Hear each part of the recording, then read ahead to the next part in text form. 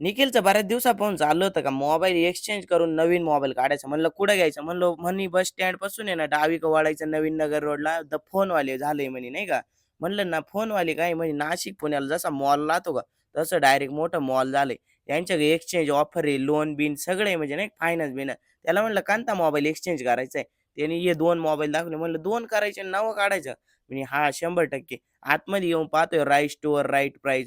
मोकार भारी-भारी मोबाईल डेमोचे-बिमोचे Apple, Samsung, OnePlus main mobile यांची चर्चा झाली कोणता घ्यावा म्हणून. यांच्याकडे क्रेडिट कार्ड आणि डेबिट कार्डला 10% सूट आहे. 2 वर्षाची वॉरंटी आहे म्हणजे नाही का डायरेक्ट वॉरंटी आणि मोबाईल, टीव्ही-बिव्ही, लॅपटॉप सगळं. निखिलला म्हटलं, "भाऊ दाखव मोबाईल." त्यांनी मोबाईल दाखवला. ते म्हणे, "याचे ₹6,000-1,000 होतील कारण मोबाईल जुने." म्हणलं, "ओके चालेल." बाकीचे म्हणे, "तुम्ही कॅश करा." म्हणलं, "करणार."